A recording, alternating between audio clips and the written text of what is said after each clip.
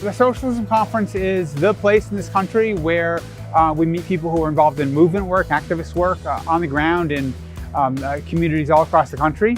What I really love about Socialism Conference is that it's a space to be in community with other socialists, be in community with other people who are thinking about how do we actually build a movement for revolutionary and radical change in the world, and also just to have fun and hear about some of the work that each other is doing, to be inspired.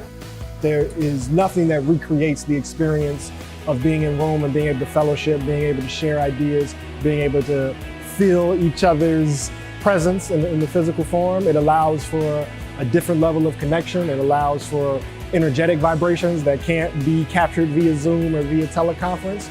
It's an opportunity for us to meet like-minded people. While we have a million differences, we're all in the struggle to make a better world, to make a world of balance and peace and justice and joy. And I find comrades here every time I come. It's a place where we can dream about abolition and think about how we're going to create campaigns, how we're going to deconstruct the state while we're simultaneously creating the communities and care we need for all to survive and thrive. If you are in any form of radical politics, movement building, art practice, facilitation, healing, restorative work, I don't know of another gathering that happens like this that puts those entities together. And it's not just an elitist conference. A lot of times you can go to a space like this and there's a lot of top line names and everyone else feels like an audience. But here this feels like a community co-learning and interacting with each other. If you are a person that's trying to figure out how we can prioritize putting people over profit instead of profit over people, if you're a person that believes in racial justice and the social good, socialism might be a place where you could find your folks. If you believe that we deserve a world where people are cared for, where people's needs are met, and where people can truly self-determine, socialism is a conference for you. This space will help connect you to those people for you to grow and build with for years to come.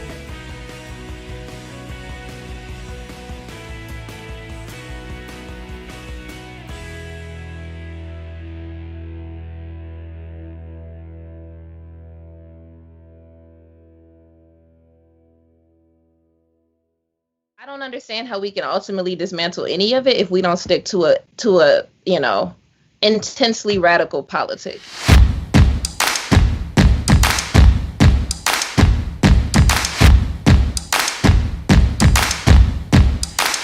You're not broke if you're taxing rich people.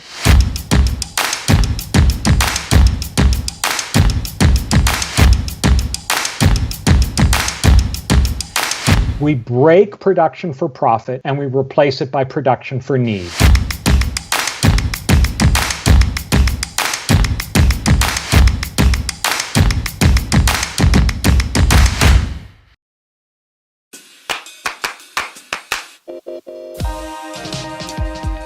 This event is brought to you by Haymarket Books.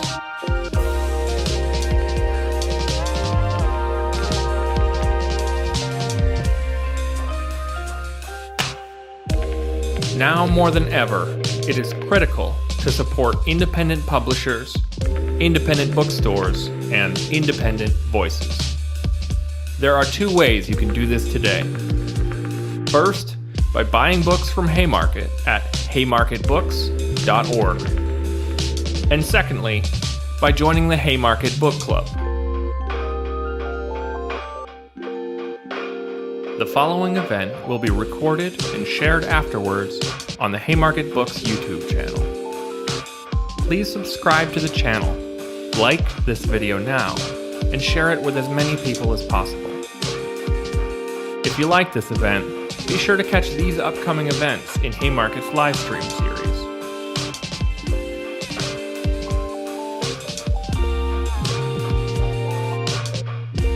You can register for these upcoming events on the Haymarket Books Eventbrite page. If you miss an event, you can listen to the recording afterward by subscribing to our podcast, Haymarket Live, wherever you get your podcasts. Before we begin, a few housekeeping items. We are moderating the chat, but we cannot guarantee that everyone will observe our community guidelines. People who violate these guidelines will have their comments deleted as quickly as we are able. This event will have live closed captions.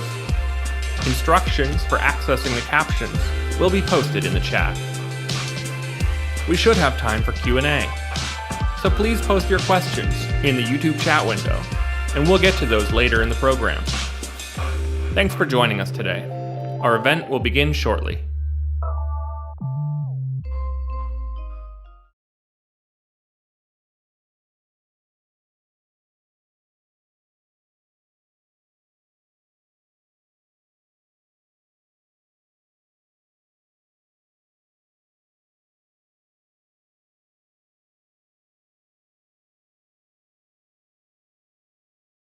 Peace, everyone, and welcome to part 2 of 3 of our 3-part series, Call to Artists Through the Portal Learning Series.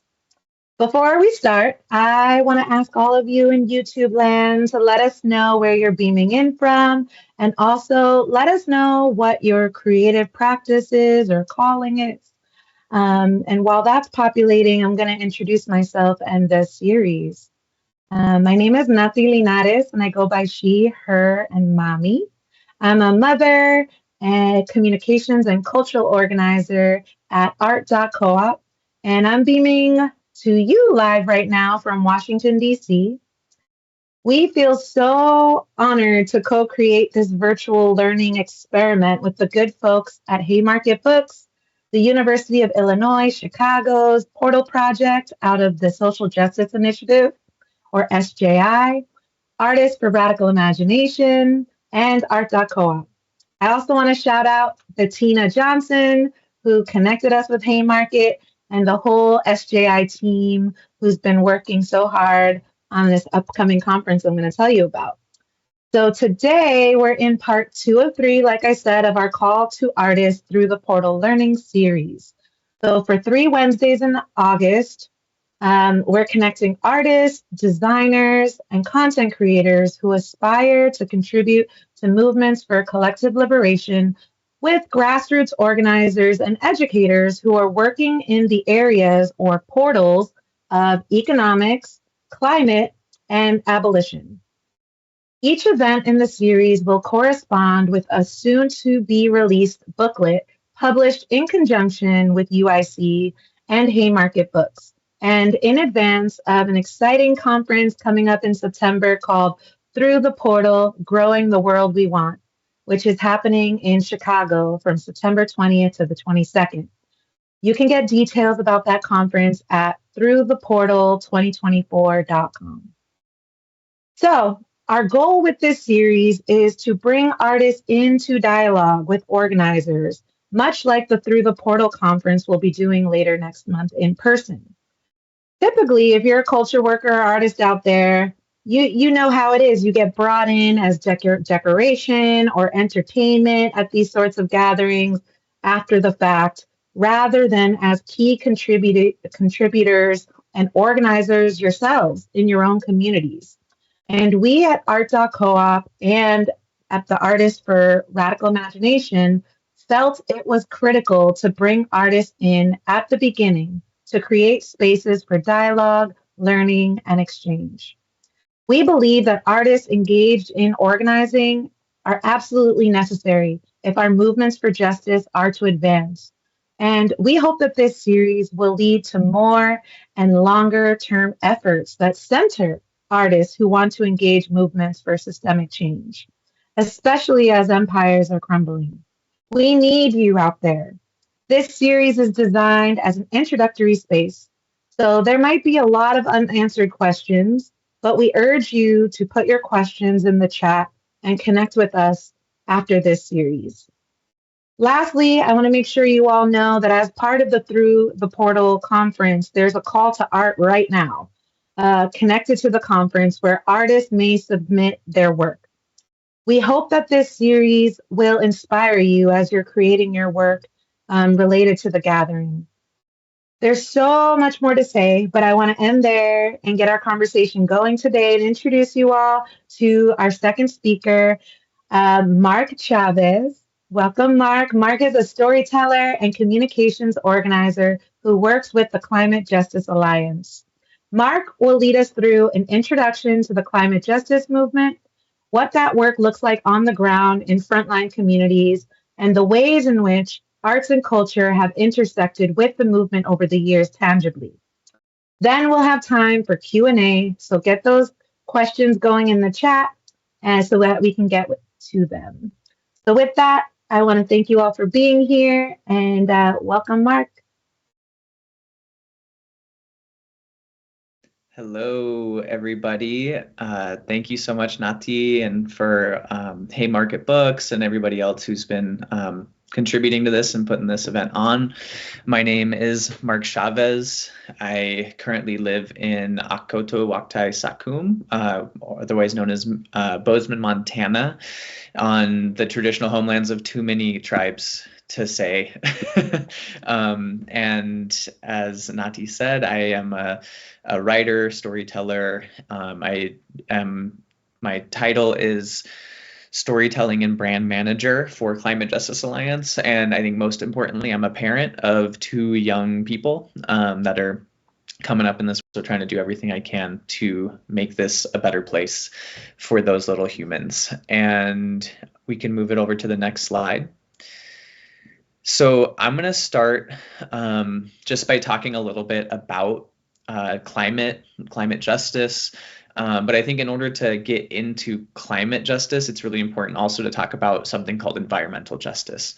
So I got some definitions here that came from some work and collaboration CJAs have done with folks over the years. So environmental justice embraces the principle that all people and communities have a right to equal protection and equal enforcement of environmental laws and regulations, including human health. So one of the kind of catchphrases is that, nobody should be impacted where they live, work, play, or pray because of the color of their skin, right? And the environmental justice movement has roots going back decades. And then we have climate justice, which focuses on addressing the root causes of climate change through an intersectional lens of racism, classism, economic injustice, and environmental harm. So really taking it beyond this idea that carbon emissions are the thing that's causing the climate crisis, and really it is extractive capitalism, right, and extractive economics that are leading to the emissions in the atmosphere. So we have to actually solve for those problems before we can solve the problem. And we need to be thinking about this as a much deeper intersectional issue. And you could go to the next slide. So like I mentioned, we have the origins of the environmental justice movement go back to the 1980s. There was a series of protests that happened in North Carolina against the siting of a toxic landfill in a predominantly Black and low-income rural community. And these protests were led by the local community, but there's actually an article that you can still find about how civil rights organizers came to and supported and helped to lead these protests that happened in the 80s. So in a lot of ways, there's a direct through line from the civil rights movement to the environmental justice movement that started in the 80s. And prior to that, before the civil rights movement, we have a long history of resistance to slavery and genocide across this continent and throughout the world that these movements kind of trace their roots back to. And so you have the environmental justice movement that starts with this protest. It starts to evolve, as you can see on the screen here over on the right-hand side. There was a report that was actually commissioned by the United Church of Christ, I believe. And it was called Toxic Waste and Race in the United States. And this was the first really comprehensive look at the correlation between the siting of toxic industry pollution and race, something that is pretty well understood and documented now. But at the time, this was a really, really profound and kind of revolutionary report that came out. And that helped to solidify the environmental justice movement as really moving these demands that we need to make sure that everybody's protected in their communities and neighborhoods. And so after that, you have the formation of different groups and coalitions and convenings that happened a lot in the early 90s. And so down at the center, there's a picture of one of Climate Justice Alliance's current board members who was at this first National People of Color Environmental Leadership Summit that happened in the 90s. His name's Tom Goldtooth on the left. And lots of kind of early on, the beginning of the movement was really kind of solidifying there. And then you fast forward into the early 90s, and a lot of these summits and times when people came together in these spaces, they came up with different principles and kind of agreements on how to organize together. So one of them in the bottom right is, they're called the Jemez Principles of Democratic Organizing, that came out of a summit down in the Southwest in Jemez, Pueblo. And that was in the early 90s. And then there's another one called the Environmental Justice Principles of Organizing. And these have kind of been kind of guiding stars and for helping us to move how we do the work. And in ways, a lot of them are things most people probably agree with. So like the need for bottom-up organizing, working together in solidarity, being inclusive, being transparent, and things like that. And then fast forward again, and we end up in kind of the early 2010s. A lot of work has been happening over the years, and we reach a point where there's this kind of recognition that the mainstream environmental movement is really, really kind of focusing in on climate and climate change.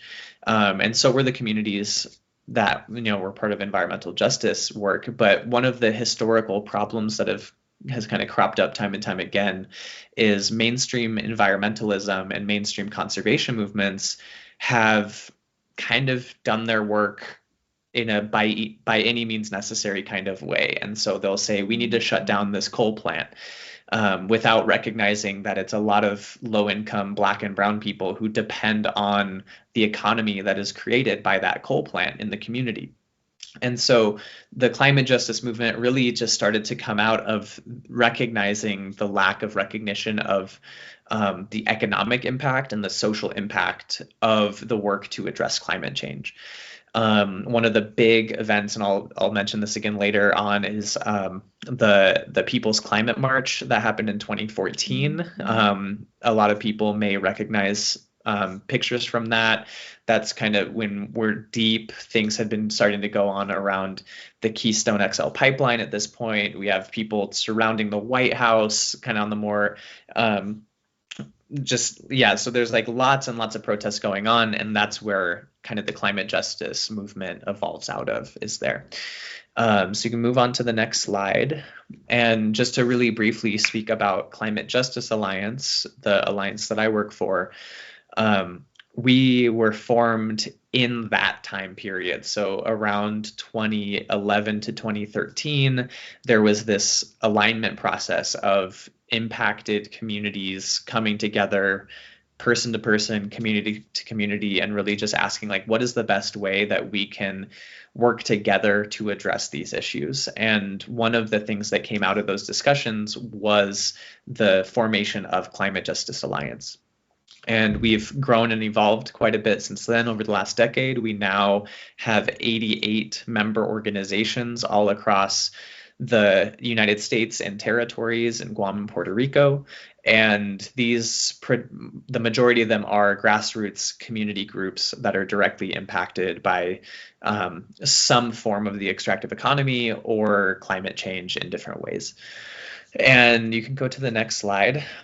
One of kind of the founding principles and frameworks and guiding lights that we have within Climate Justice Alliance, and that's been adopted pretty heavily throughout the climate justice movement, is this idea of a just transition.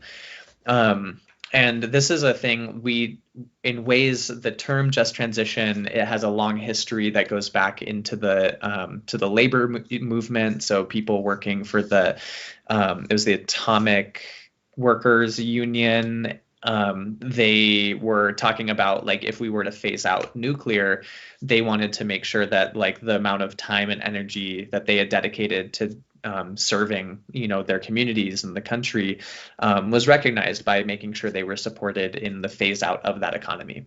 We all know that economy didn't get phased out, but that's kind of where this idea first started. So I want to give them that recognition. And then as CJA was forming, we worked with a bunch of the communities that we work with to figure out, like, how do we conceptualize where we are, where we're going, and how are we going to get there?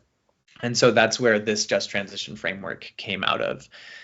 So on the left-hand side, you can see there's the extractive economy, which isn't just about the money, right? It's underpinned by the worldview. It's about how we engage with resources and labor and the purpose of the resources and labor coming together and how those things are governed.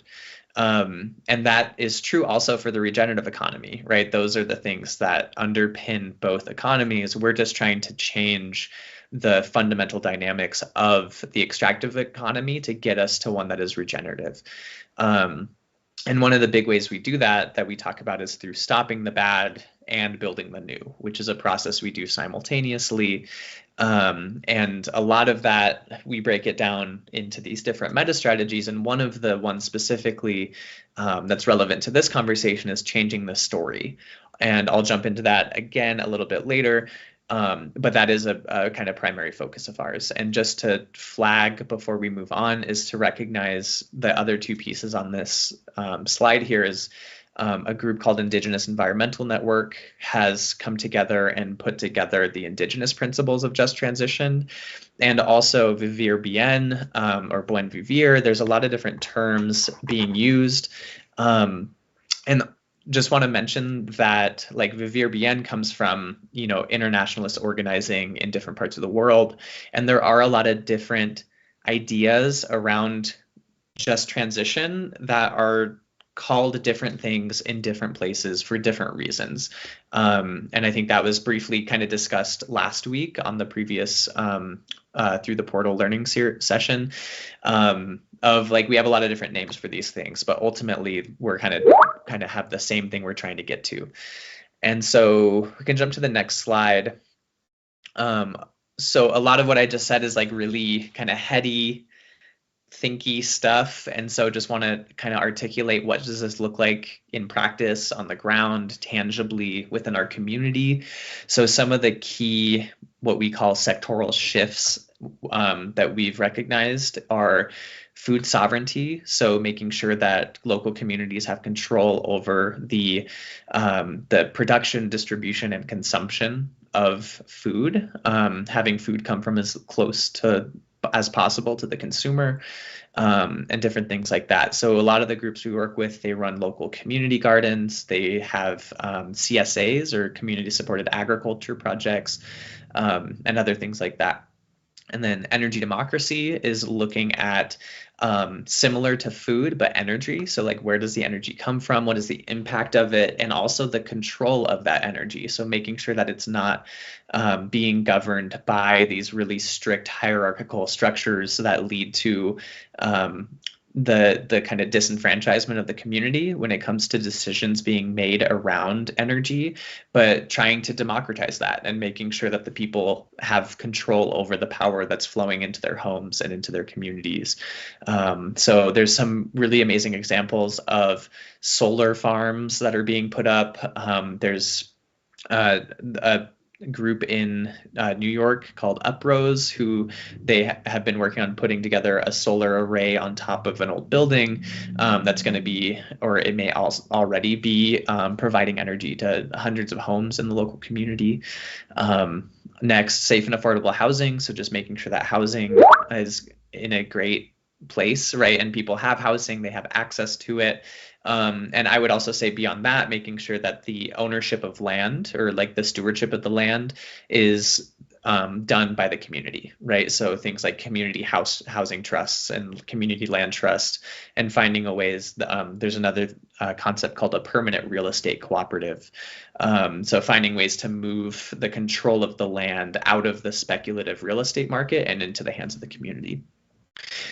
transit equity and clean transit. So really looking at making sure we have access to transit in our communities, because a huge cause of the pollution that a lot of communities are burdened with is from transit, right? And that's just a lot of it's single occupancy vehicles, but also buses and other things like that. And so making sure that in this transition to a new economy, that ultimately first we are working to have clean transit that is accessible to everybody. First and foremost, that's the most important way and the best way that we can actually get the most people, right, to be able to be moving in clean vehicles and things like that. And then zero waste. So working to make sure that the waste in our economy is being recycled and composted and reused. Always. There shouldn't be waste, right? Like humans have lived for a long time without producing waste that exists for hundreds, if not thousands, if not millions of years into the future. So working to get back into that relationship with the planet through our waste. And then ecosystem restoration. So working to restore our ecosystems in a good way that's rooted in our communities. One other piece that's not mentioned on here is this idea of just recovery. So also making sure that recovery work when there's a major natural disaster or unnatural disaster, right? A climate change fuel disaster that happens in a community, or a human-made disaster. There's been botched smokestack demolitions in Chicago, and there have been other, really bad things created by humans that have impacted communities. So making sure that our recovery to those issues isn't kind of the typical top-down approach, people parachuting in to come help, but really like figuring out how we can build out that infrastructure within our own communities around mutual aid and making sure that we are equipped and ready to be able to resolve those problems when they come up. And then only 2 more slides, we're almost done, and then we can jump into the conversation. So you can jump to the next one. And just to talk briefly about like, where do artists come into all this? And one quote that I really love comes from Lucille Clifton: "We cannot create what we cannot imagine." So one of the things that I really focus on, and a lot of the movement's been focused on, is working to make sure that we can actually give people the ideas and the images and really surround them with what the future is that we want to create. Adrienne Maree Brown has also said a lot around activism is actually just a form of science fiction, right? It's speculative fiction. It's us creating this idea of the future and then trying to get people on board with it. And that is fiction at this point, unfortunately. And so one of the things that in Climate Justice Alliance's strategies, which I mentioned, Change the Story being one of the core ones, we articulate that in order to shift from that dominant extractive culture and to change the structural power relationships, we need to do 3 things. I think these are good things to keep in mind for artists and creatives that are wanting to kind of move into this work. So the first is changing the stories that normalize unjust power structures. A lot of times you'll see in the news, or even, maybe like TV shows and things like that, you'll see a show or a movie or a story about an unjust power structure, but it doesn't tell us how it could be different, right? It's just showing us that it's unjust. So we really need to articulate how the current power structures are unjust, but also stop normalizing them through these types of things. And so that's one, make fundamental change imaginable. So really showing people what is happening right now, and what do we want to see in the future? A lot of what I've already articulated. And then finally, building the capacity to narrate the changes underway. And I would argue not just narrate via traditional news media, but through all forms of creative media. And so making sure that our communities have the ability to share what they are doing and what they see as the future. One really interesting two interesting statistics I found out recently in this work is that the first is that it's something like 80% of all media related to climate issues is distributed via news media.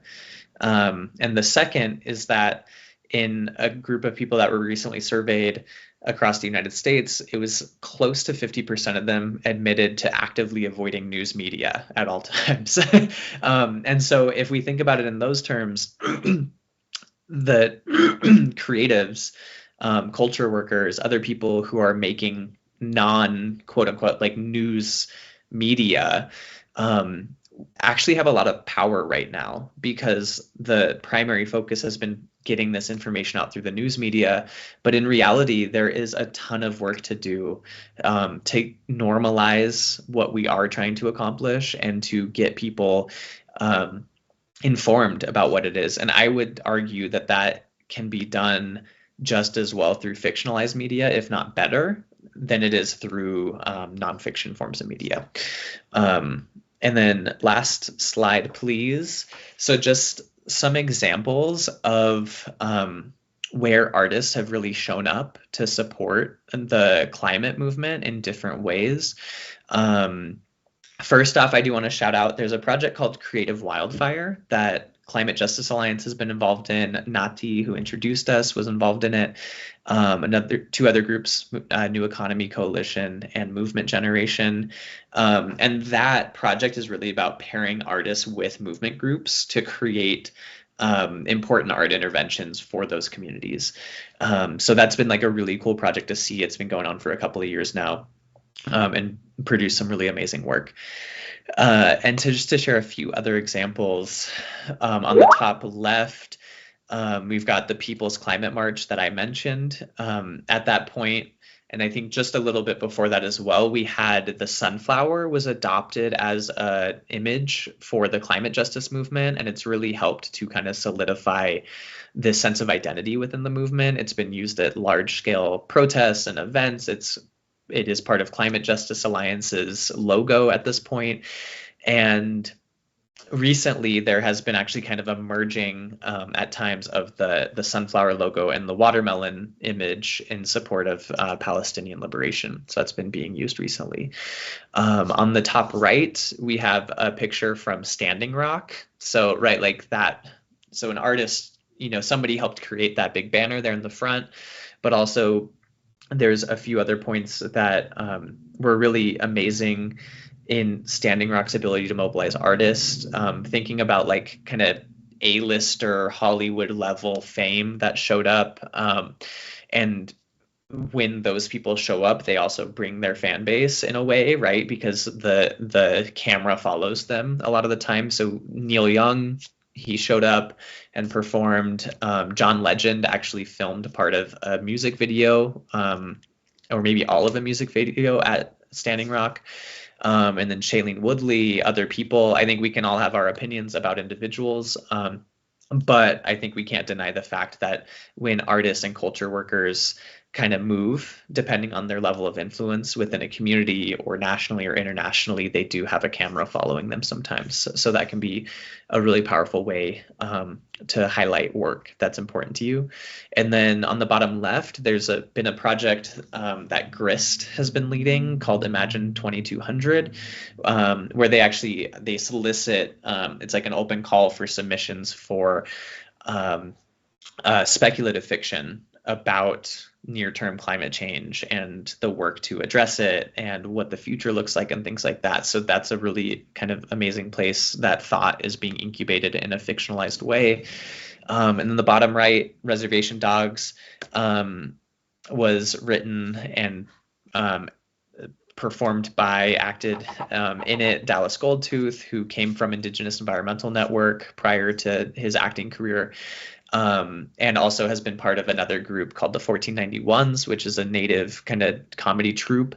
And they, like, just in Reservation Dogs, I think it's a really great example of the way that when you can do storytelling right, it can really disarm people. And it, like, what Reservation Dogs did, in my mind, I think it really helped to introduce a lot of people to concepts of decolonization. It introduced a lot of people to the concept of land back without it being like over in your face. This is why we need this to happen. It was like graffiti tagged in the background, right? Or like it came up every once in a while. And then people would talk about it and think about it. And so that's another place. And so, yeah, and there's a lot of other ways I'm kind of excited to jump in and hear the work other people are doing and how they're interested in plugging in and things like that. So thank you all so much for opening this up and allowing me to share some things. And yeah, I'm going to end there so we can have more of a conversation. Thanks, y'all. Amazing. Thank you so much, Mark, for going into some of those examples and also just the kind of story of how climate justice comes out of these environmental movements and those kind of fights. I don't know that that's always common knowledge when people hear these terms. So it's really helpful to start from that foundation. We have a question from the audience. I want to encourage those that are watching to put your questions in the chat. We will get to them. The first one is a big one, but someone was curious. They wanted you to talk a little bit more about what a just transition would look like on a global scale. What about the historical imbalances between the global north and the global south? It's a huge question, but I'm curious kind of how you would take that one. Oh my gosh, that is such a big question.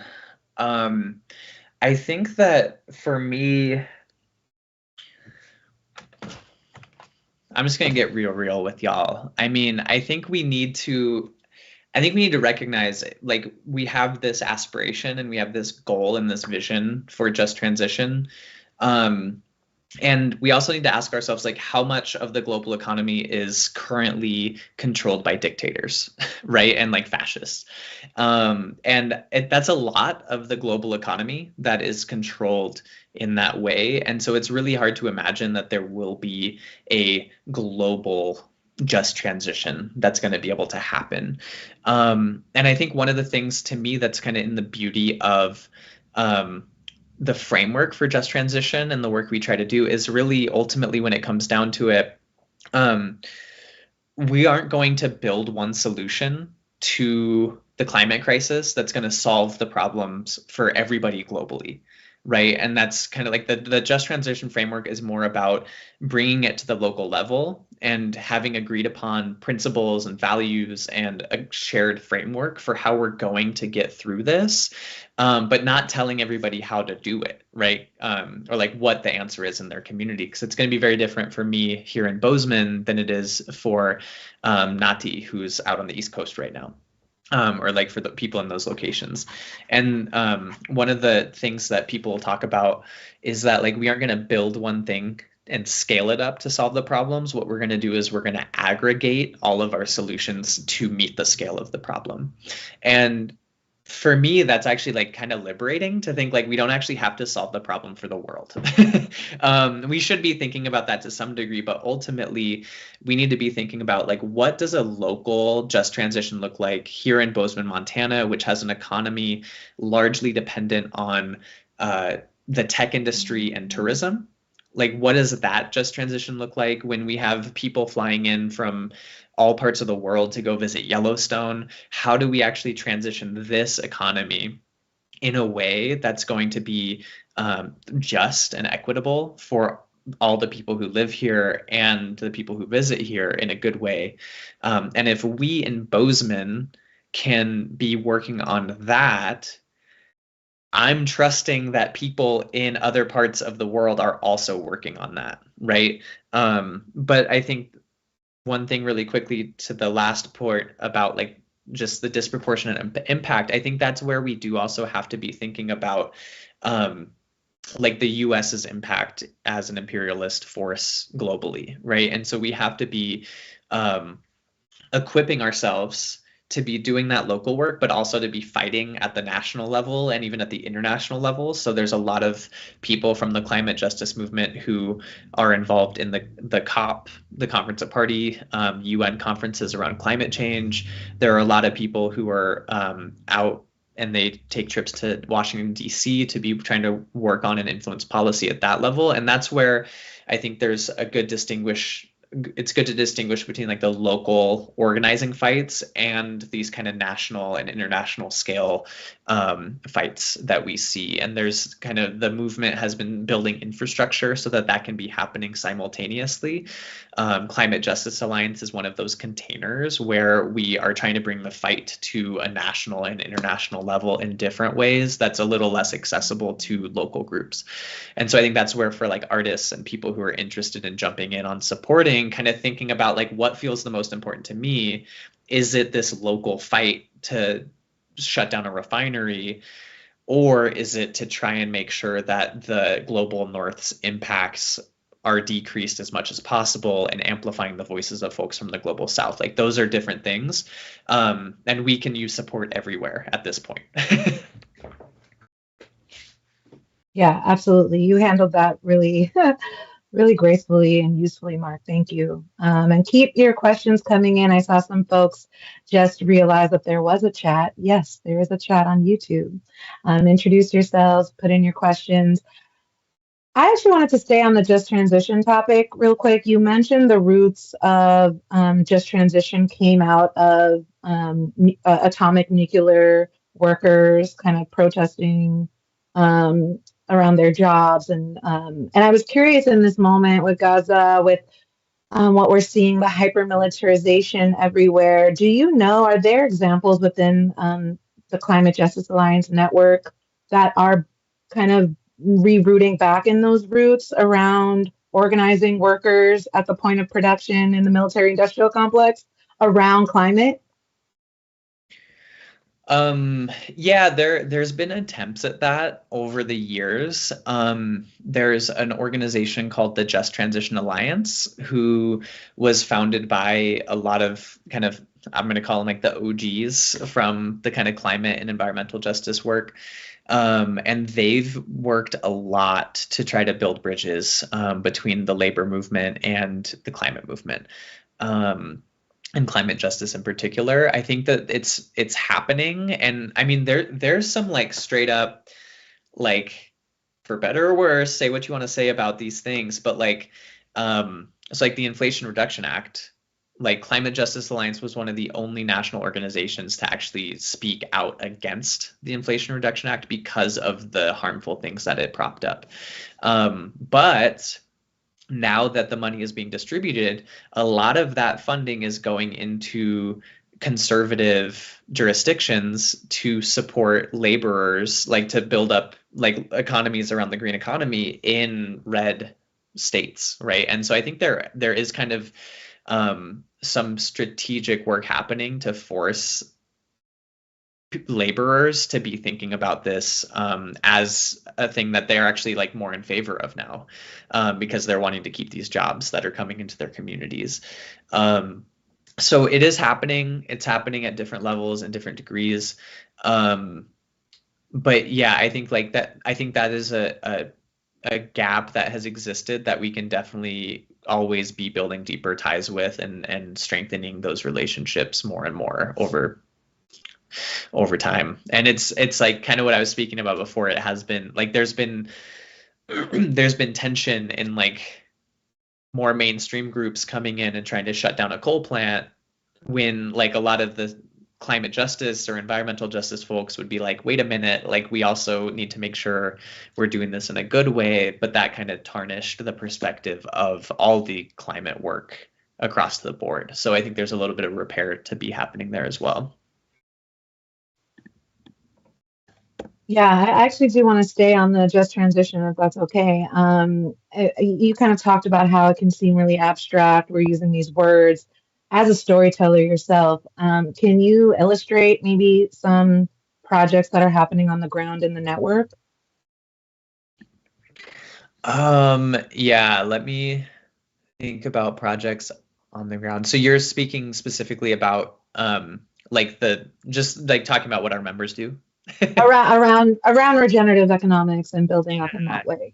Like, yeah. Where is your hope right now? It seems there's a lot of lack of hope, but I know from following you all, that there are these examples that sometimes are missed, are not lifted up, and so now's our opportunity to lift those up.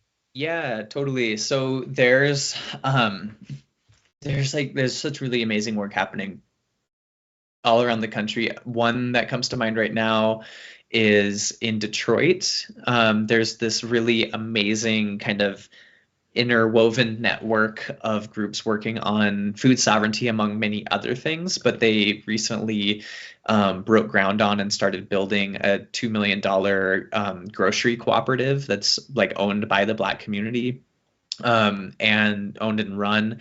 And I think that one also, it has like kitchens, like industrial kitchen space where the community can actually be like creating their own like value added food items and things like that and able to sell it in the community. And there's a lot of amazing work happening there. They also have like in kind of intertwined with that, there's a place called, I'm pretty sure it's called the D-Town Farm. So it's like one of those local community garden farms that's producing a lot of the produce that's ending up at that cooperative. So there's this beautiful kind of symbiosis happening there. Let's see some other groups. There's a lot of work happening in the Bay Area in California. So there's a group, multiple groups that come together through the Our Power Richmond Coalition, and they like, it's all kinds of things. So there's like a bike cooperative. There's groups that are working on urban agriculture, kind of right at the base of this giant Chevron refinery. And then intertwined in that, they also have this work kind of in the more building the new side of things is what we'd like to talk about, or what we like to call non-extractive finance. And so there's actually these like local community loan funds where people can, usually a lot of them are at the organizational level, so organizations can apply for funding, but there's like very little or no interest applied to the loan.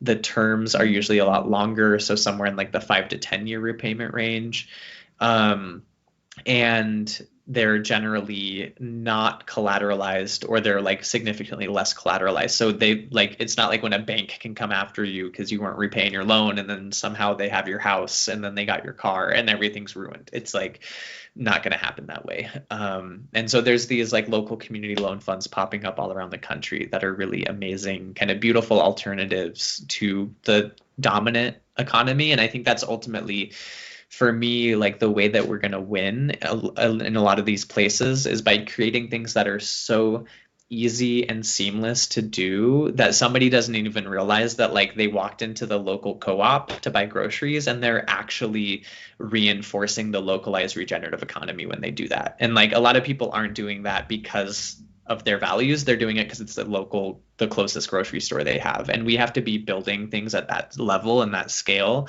so that things are happening in that way and people can actually just easily do it. Because like the vast majority of people are not sitting here trying to think about like, how do I save the world? They're thinking about like, how do I pay the bills and make sure my kids are happy? And that's like, we need to be able to cater our work to them and our art, right? And the culture work that we do. I think ultimately like those are the people that we need to be able to have consume our values and our principles.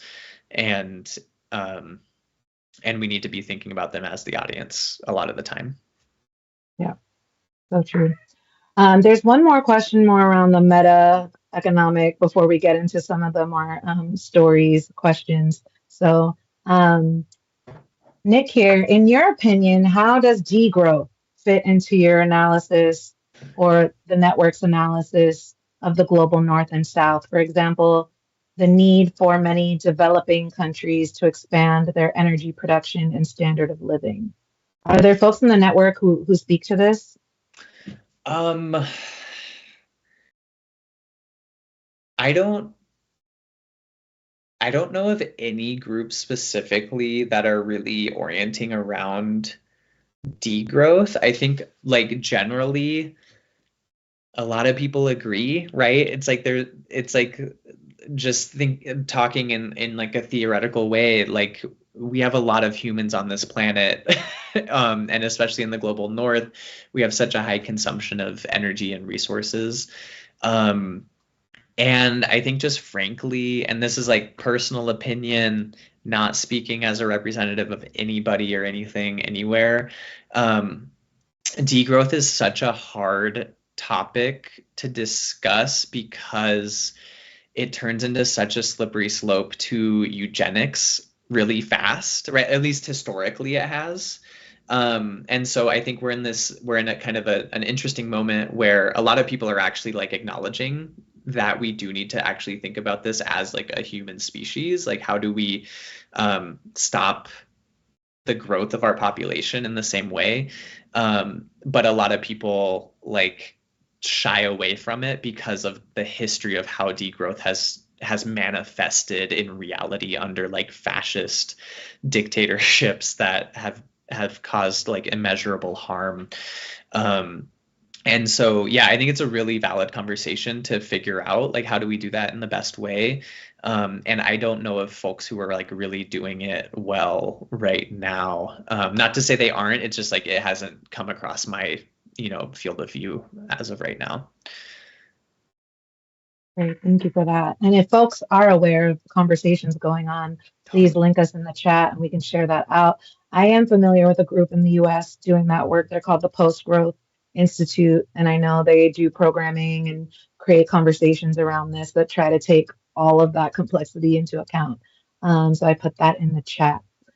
All right, we had some questions come in around the art and the media and the culture. So what might you say, Mark, is one of the most impactful pieces of change-making artwork that you've seen?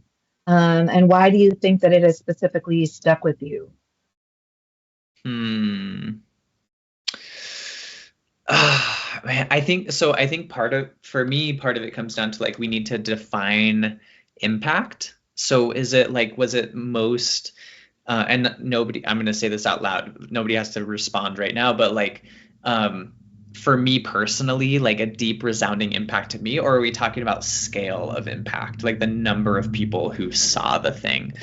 Let's do both. Yeah, like I'm going to, but I just wanted to like articulate. To me, it's hard because my mind goes to both. Man, I think so. For personal impact, there's a really, really amazing web series that was produced by Movement Generation called The North Pole. It's such a good comedy. They talk about it's like I forget, somebody's trying to like run for city council or something like that, but it just like it provides such a great entry point for talking about issues around housing, immigration, some climate, bunch of other things. And it's a web series. It's like 15-minute episodes. It's all over the internet. Yeah, YouTube, on their website. They got some like, and it's like really well done. I think like the production value was really great. But that's a thing where like I like straight up just binge watched that a few years ago, and I want to like re-binge it because it was like a really fun one. For like personal impact, I think as far as like scale of impact, there's some things that I think have become so ubiquitous we forget about them as like kind of a cultural intervention, but there's two of them that have climate or environmental like bents to them. Is like, so Silent Spring by Rachel Carson, right? Like that book did a profound amount to shift us away from the use of certain chemicals. And then The Jungle by Upton Sinclair, right? Like that's required reading for a lot of people. Like a lot of young people in our country have to read that book as kids. But that was like a revolutionary piece of fiction that was written, right, when it originally came out. And it wasn't like, it was meant to be an intervention and to like show people how horrible that industry was. And in a lot of ways it did work. And then kind of more recent things like that have happened. So you've got like Don't Look Up, that movie that came out a couple years ago. And then also like to shift it a little bit away from that and more of like what a single person could do is like, I think a lot of like street artists have been taking on a lot of social justice and climate issues. So like Banksy has one that was recently that was like, I don't believe in global warming, but it's like on a place that's been flooded, right? And I think there are just like, yeah, there, I don't know, there's a lot of like sliding meters between like how many people have to be involved to have a giant impact versus yeah, how do we, versus like how many people are we actually reaching with this thing, versus do we want like a just to hit a select few people with a really deep resonant message. And I think those are all different factors to be considering for people as they're trying to figure out how to jump in. Yeah, those are such great examples. And I think it's a good reminder to bring that back around Uptown, Sinclair, and Silent Spring. Yeah, you have another one. So one other thing that came to mind too is like 2020-ish, I think it was 2020, like NBA players putting like "I can't breathe" on their shirts like during warm-ups, right? Like just the impact that alone, like, and WNBA, it was like both and different acts like that wasn't like art, right? But it was like a cultural intervention that people took on and forced a lot of like sports networks to talk about issues that they never would have spoken about unless it was like the athletes kind of forcing these like large scale conversations to happen. Sorry. No, that was great. It was great. No, it reminds me of how then Obama came and squashed that real quick because the potential for that is dangerous. That was a dangerous moment. I mean, you mentioned Upton Sinclair, and it brings to mind his famous quote, "It is difficult to get a man to understand something when his salary depends on his not understanding it." I mean, and I think about that a lot, just the commercial arts industry, who is running that show, kind of how consolidated in corporate arts and culture is. I mean, what are some strategies? I mean, you mentioned like kind of insurgent graffiti, street art.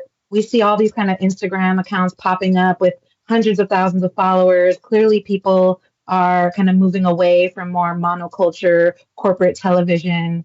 I don't know that I have a fully formed question, but you mentioned Upton Sinclair, and I'm just like, that quote, I feel like needs to be more on our minds of like, how do we break through? And what does that bring up for you when we are just as artists and culture workers, just so kind of bound into these dominant systems? What are other ways that we can break through? And what's, you know, I mean, I might have my answer around finding people where you are, right? Or like, what are some just immediate ways that people can kind of break through that? Yeah, totally. I think that brings up a few different thoughts and responses. But one of the things to me is thinking about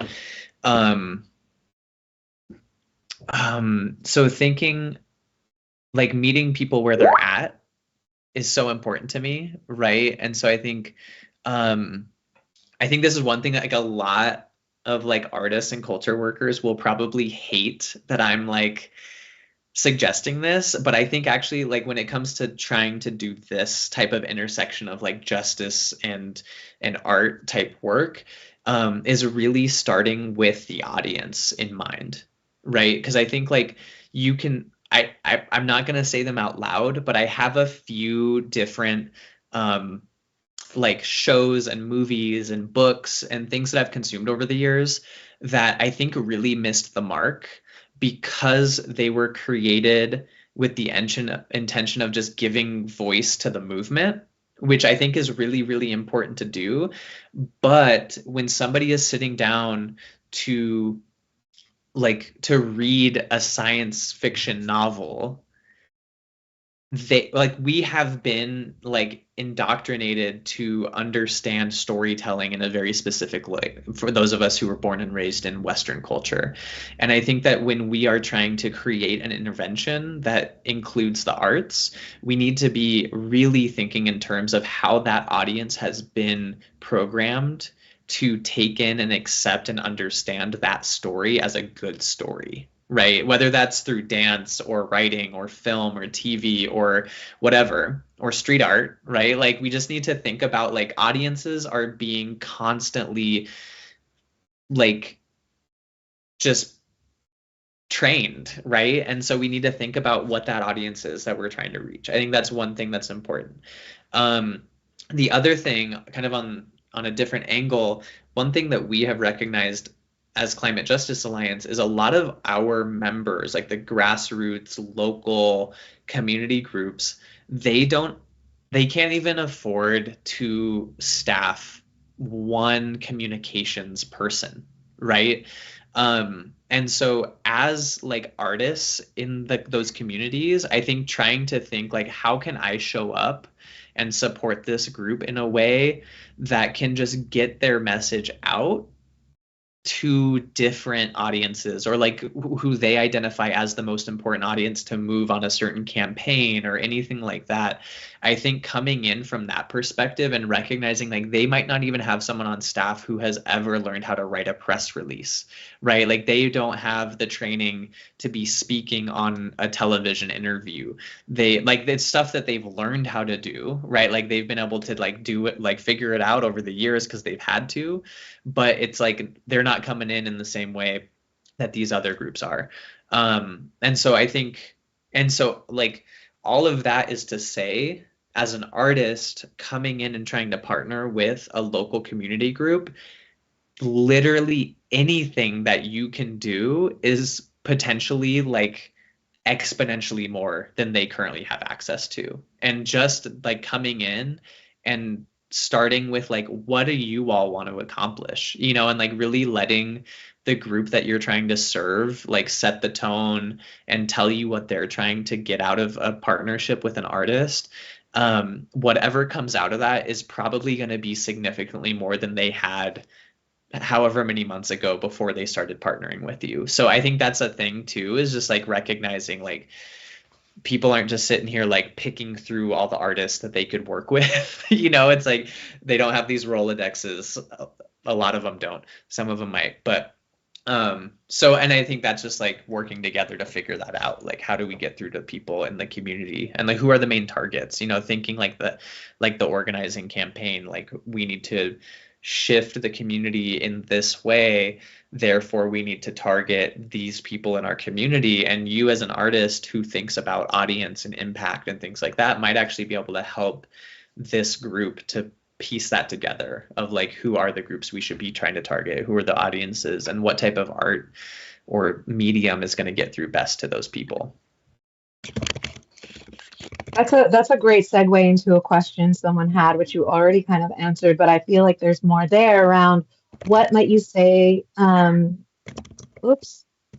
someone asked, could you share best practices between like local climate groups and arts ecosystems that are not always in mutual dialogue?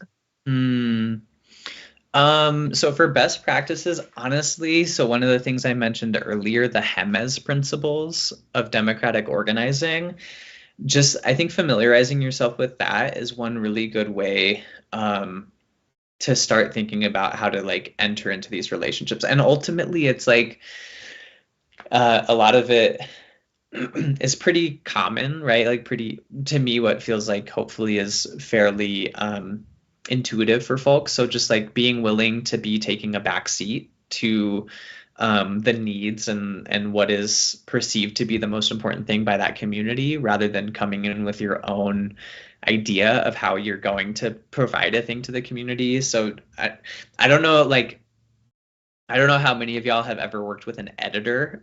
Like, I'm a writer.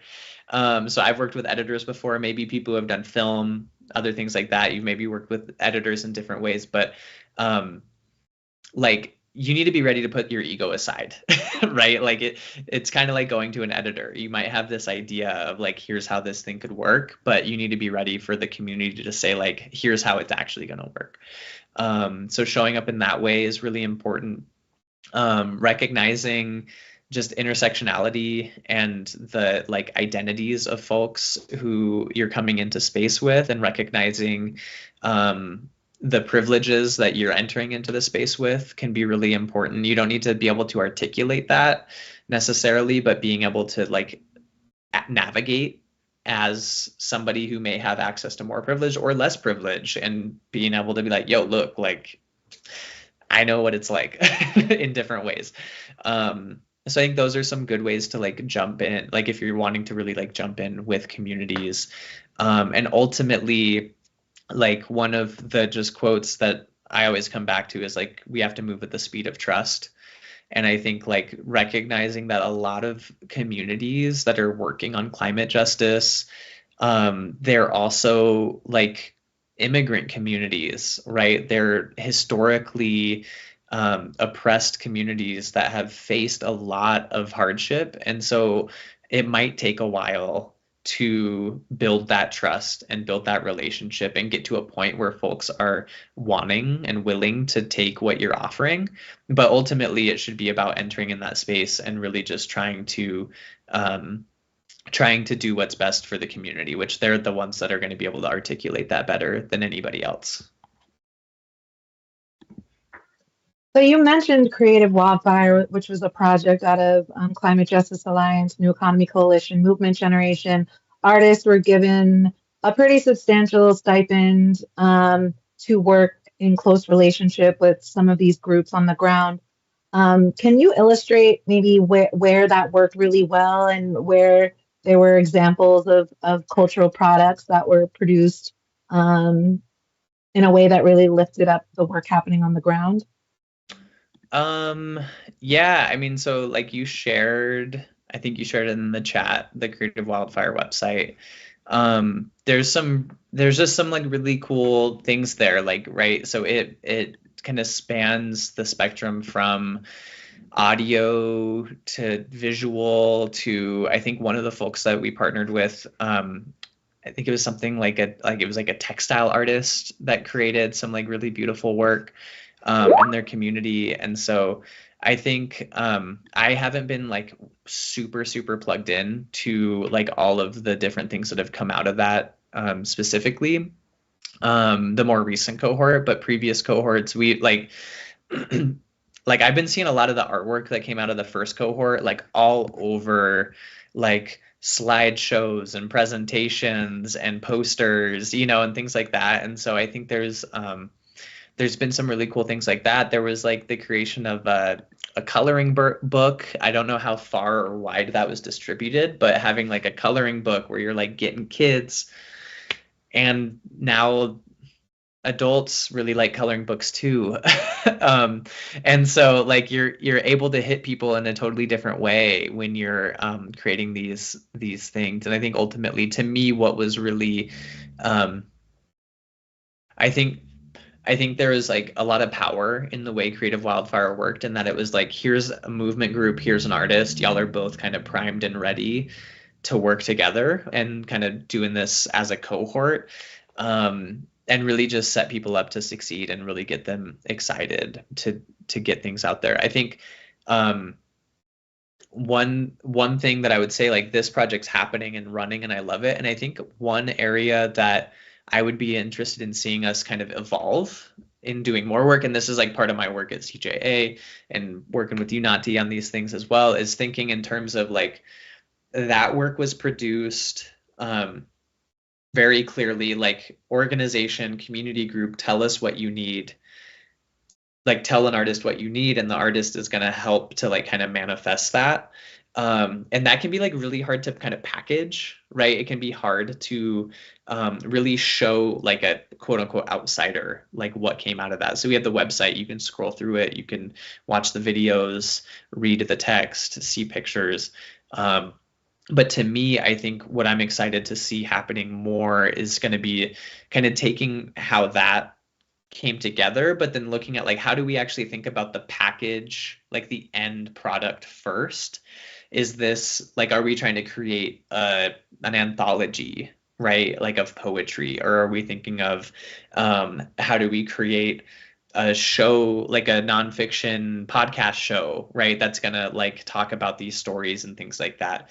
Because I think ultimately the vast majority of people, they consume media because of the format first and foremost, right? Like people, like they either listen to their music, they listen to their podcast, they watch their shows, they watch their movies, whatever. But it's like people are consuming specific types of media.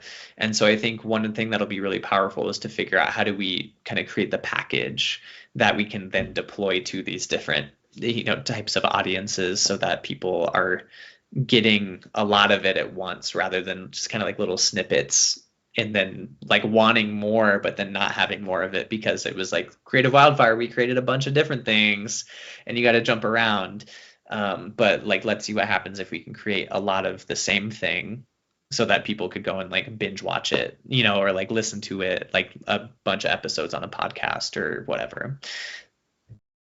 Yeah, no, I mean, we are both parents, and I think something that comes up to me is like, we need more children's media, toys, just, YouTube shows even, it's so kind of fertile and ripe. And, I want to encourage any funders that are watching later, how are we investing in our artists to create those kind of works? Like, I mean, I have lots of children's book ideas. I don't know how about you, Mark, how you think about or how you kind of talk to your children about the work that you do, and do you feel like you have the cultural products and media to do that? Yes and no. Also, just point of clarification, my oldest is 3, and so it's like still kind of hard to get into a lot of things there. I think that there's a few really great examples of work that is out there. So there's an artist, Santo Nagata, who he has created a handful of kids books. So one is like A is for Activist. Another one is called Counting on Communities. And so it's like there's an ABC book, a counting book.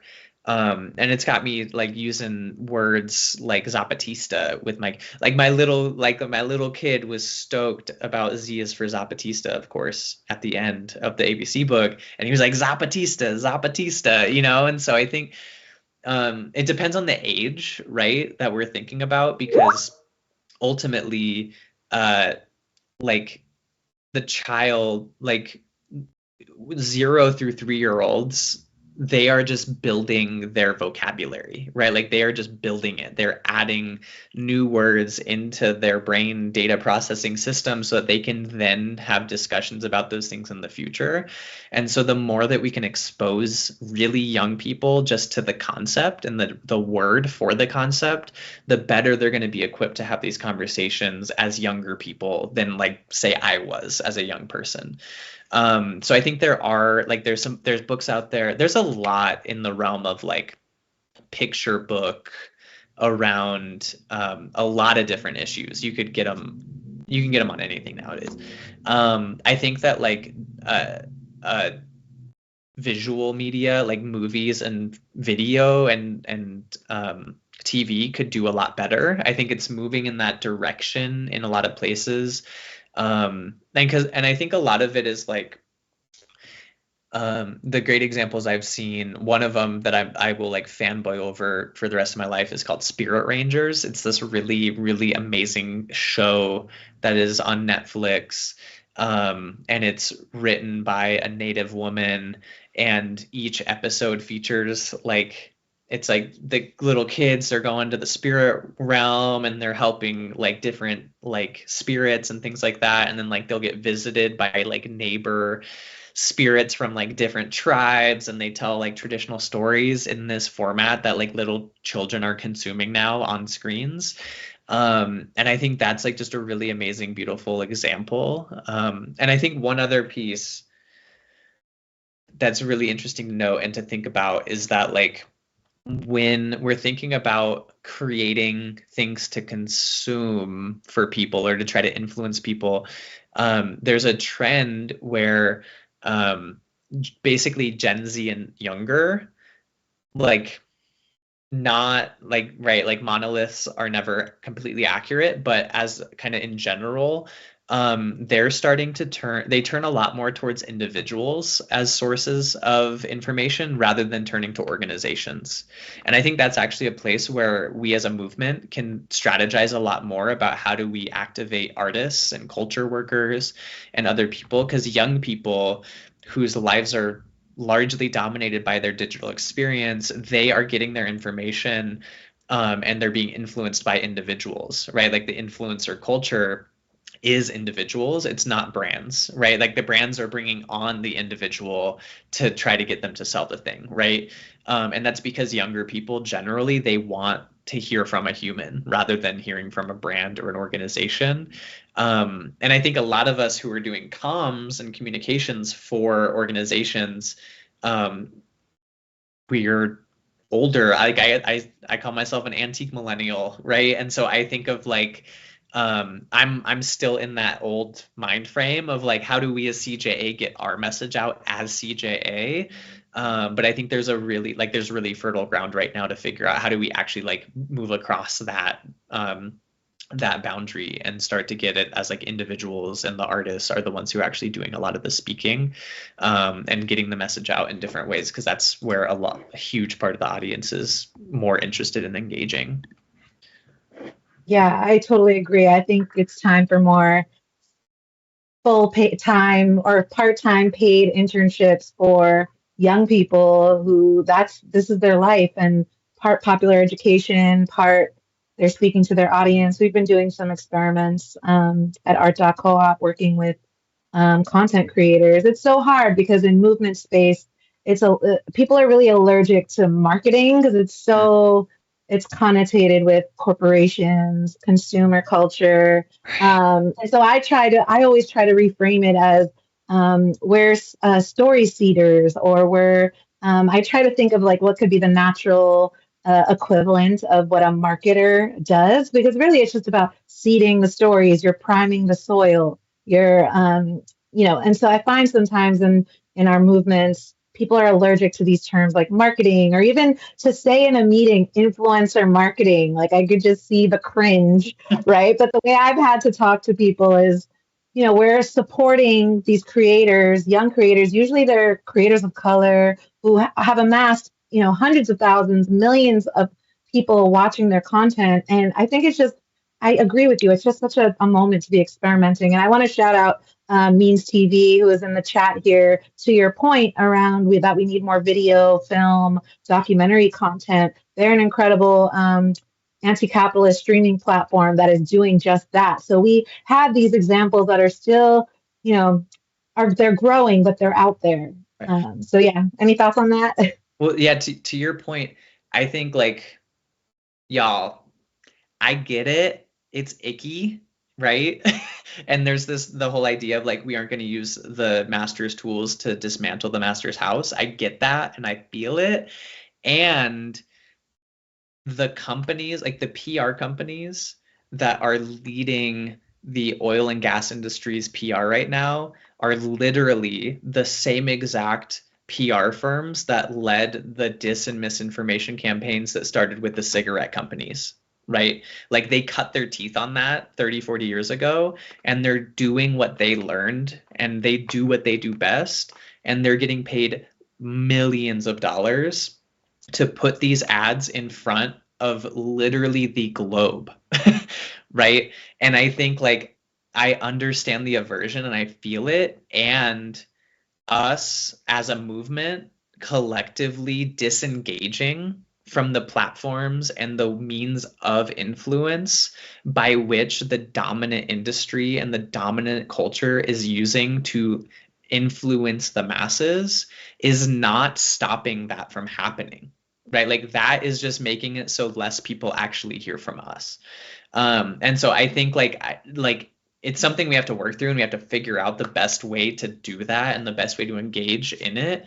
But ultimately, like there's multiple iterations of this ad campaign that have happened over the last handful of years that are like life without petroleum, or it's like life without plastics, right? And it's like a day in the life, and this is like a 30-second ad, and you start and it's like, oh, you just woke up, and like, wait, my phone disappeared, and then you like go to the bathroom, and then like the shaver's gone, the razor's gone, right? And then like the car dismantles itself on the way to work, and it starts with all these inconveniences. And literally like the last scene of like one of these that I saw was like a person's parent was on life support, and then like the life support machinery disappears. And like literally the ads that they are creating are telling us, and they are indoctrinating the masses globally, that if we try to transition off of dependence on their product, we are going to die. Like our loved ones are going to die. And the reality is that like our loved ones are dying because of that industry, right? Like that is already happening, and it's happening because of what they're producing and the way that they produce it. And we also have these like just like global trends that are happening around like the increased age of, or like the earlier onset of puberty for little human beings. It has over the like per decade, we've seen it advance by 6 months on average. Where like for me, I learned that happens when you're like 12 to 14, and now we're getting closer to like 10 to 12 is when that's happening for a lot of young people. And the most common like theory about why that's happening is because the exposure to microplastics and hormone disruptors, that is this like global science experiment that has been created by the plastics industry. But they got the money to put together this 30-second ad that they can air on any station they want in any country. They could have it pop up on YouTube as many times as they want. And the mass population is seeing that and thinking like, maybe it's not as bad. Like maybe we got to figure out how to work together, right? And when in reality, it's a lot worse than that. And so I think that to me, it's like a yes and situation. I think we have to figure out how do we create the artwork, and how do we create the platforms for people to consume the art that are separate from. But it's kind of, I forget exactly which praxis it comes from, but it's the idea, I think it was from La Via Campesina maybe, where it's like within, without, and against, right? Like we have to be thinking about kind of that inside outside strategy, but also like against that strategy. And for our art, I think that's important as well. Like how do we create platforms for distribution that are separate from the dominant one, but also how do we work within the dominant platforms of distribution so that we can wield the power of influence that is accessible through those spaces as well. Preach, Mark. I'm right there with you. We're here to figure it out together. Those of you that are here with us in the chat, we want to hear from you and follow up with you as well. I had a question around the sunflower symbology that you talked a little bit about. Just can you dig deeper into what it represents exactly? And then have you seen other symbols? I think folks are familiar with like the Extinction Rebellion kind of logos, or when you see films like Don't Look Up and there's this fictionalized, I think of the movie Sorry to Bother You by Boots Riley. There was always the symbology of the line underneath the eye. Like this idea of like symbols is going to be really important as we're trying to rally like a mass movement against these polluters. So yeah, any kind of reflections on just like the use of symbology, the sunflower, other symbols that we've seen? Yeah, I'm gonna be totally honest. You caught me on this one. I don't know exactly why sunflower was chosen. I'm going to say it out loud. I feel a lot better now that I just said that and got an exhale going. I can check in on that and try to figure it out. It's beautiful. Yeah, it's really beautiful. And I don't know, other than just like growth and like I see sunflowers all over the place, right? Like they grow in a lot of difficult to grow places. But yeah, I think like symbology and like logos or like something that people can kind of latch onto is really important and powerful in kind of creating this in this moment. And so like one example that I do know a little bit more about would be like the watermelon symbolism with like Palestinian liberation and all those things. And so like the origin for people who don't know is that the watermelon is yellow, black, and red in the same way that the Palestinian flag is. And the Palestinian flag is not allowed to be flown in Palestine. I think also Israel and other places. The flag has become very it's like kind of a rallying point where people aren't allowed to express their identity by sharing that flag in different places. And so the watermelon sharing the same colors has been adopted as like another an image, as a way to kind of subvert those rules and laws that criminalize that identity. And yeah, I do think that there's a lot of power in like the kind of tribalism, right? The desire to have a group that we're in and we're part of, and working to find those and build off of those. Like even just like a mask, right? Like right now we're seeing this really intense, like right wing. They're trying to make it illegal to wear masks, and like they're doing it like they're saying that it's about like protesters, but in reality the way that they're writing the laws is about like medical equipment, right? Like personal protection equipment. And so there's a lot of different things that play into that. I'm trying to think if there's like other ones that have come up for like the climate or like climate justice movement that that are interesting to like continue or to play off of, other than the sunflower, but I'm kind of drawing a blank right now. We can have a communal brainstorm sesh, like folks who are here live with us. What would be something you would align with, or you think that we need, what kind of symbols we can get behind that are strong? Lastly, this series is about bringing organizers from economics, the kind of solutions to our dominant economy, climate, and abolition. But like, what do you see those movements as siloed? Where are you seeing, like, I mean, besides this series and the conference coming up in September, through the Social Justice Initiative, that's trying to break down these silos. Are there other examples you're seeing in the network where maybe not even those portals, but either other kind of, weavings are happening, so that we're not just in our little bubbles and we're kind of speaking with each other and strategizing? Totally. Yeah, I think a couple of thoughts on that. So one, the first thing that comes to mind is that there's like what you mentioned, economic justice, abolition, and climate justice. I think that the actual like movements to try and actualize those things are not as cohesive as they could be right now. And I think that if you look at the just transition framework that I mentioned earlier, that speaks to all three of those issues and more. Like, to me, that's part of the beauty of the just transition framework, is it really like articulates the cause of and the solution to all of those things, and like other deeper systemic issues like racism and misogyny and things like that. So I think while we could be doing better at coming into more alignment, there are a lot of discussions, and like we use the term just transition. There's other people who talk about like intersectional organizing, and there's like we all have our different way of defining these things and articulating them. But a lot of the times, the way I see it is like I think we're not as aligned as we could be, but we do actually see the same end goal as the goal.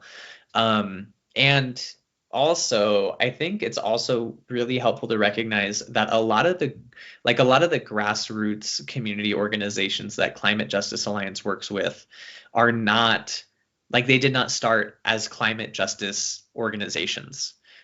They started as like a local community group working to make sure that their children had childcare available to them, right? Like, that's how they started.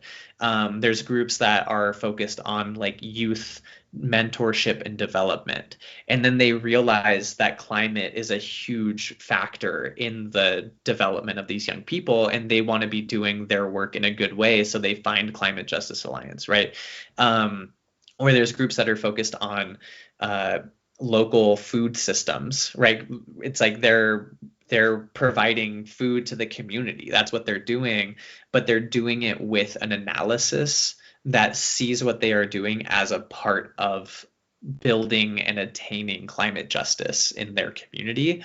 So I think that's like a good place to start, is just like in your own local community. Like hit the ground, look up the groups that are like doing good work on the ground, and then try to figure out like, are they do they have that shared analysis with climate justice that we've been talking about today. Maybe they don't, and maybe there's a good reason for that. Maybe they aren't familiar with the climate justice movement, so they don't. But a lot of the groups that people are going to find when they start looking at like who's actually moving the most in their community around building a better world, a lot of times they aren't like chapters of an environmental group, right? That's just like trying to solve a problem. It's like deep community roots and people who have been doing it, and they're not just thinking about the climate, they're thinking about all kinds of other things that we need to be solving for as a community. Right on. Mark, we're coming to a close. I wanted to give you just some space if there's anything. I feel like that was great advice just around folks starting where you are. But I wanted to leave the last word with you on anything you want to share before we close out. I mean, I think just take care of yourselves, y'all. This is a long haul, you know, and I think like as an artist too, as a writer, I think that I am constantly struggling with this, like the sense of urgency of the moment and my own well-being. And I think like I just mentioned it to Nati, I just got my first piece of fiction published. And then I looked back and I was like, I've been trying to get something published for over a decade. Like this, like it takes a long time, you know, and especially for folks who are like newer on the scene or just trying to figure it out, or like just getting involved in more of the like activist organizing side of things, just recognizing like it moves at its own pace. But ultimately, like the organizing and movement space that I know on this continent, on Turtle Island, it feels like family, and it's really like there's really amazing people here doing this work, and that's what it's about, is just coming together to make things better for each other and for future generations. And so I just encourage people to dive in and try it out and see what you can do, and like give me a call, email me, text me. I'm here, happy to chat with people and try to figure this out together so that we can be doing the most that we can as a movement. Thanks for having me, Nati, and thanks everybody. Amazing. For here. Yeah, I mean, the fact that the artists that are here, it's just a great first step that you've joined us, or if you're watching this afterwards, please plug in with CJA, Climate Justice Alliance. I really appreciate your kind of understanding as a culture worker who's like deep in this work with groups on the ground.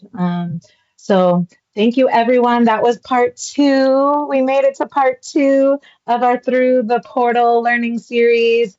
If you missed part 1, we dug into alternative economies, economics. I see some of you in the chat bringing up some of those alternatives that we dug deep into that in part 1. And then part 3 is going to be next Wednesday, August 21st, with Richie Reseda, who is a formerly incarcerated cultural worker, who's going to speak to us about movements around abolition and how artists can plug in there. And so, yeah, onwards we go to the worlds we deserve. Check out the call for art that's part of the Through the Portal conference at throughtheportal2024.com. Folks will be coming from all over the country to Chicago at the end of September, as well as next week for the DNC. There's a lot of protests going on as well. I see a lot of artists are organizing around that as well. So we will see you next Wednesday. I want to shout out Haymarket, shout out UIC's Portal Project, Artists for Radical Imagination, and Art.coop, who brought you this series. So have a great afternoon, everyone, and talk to you.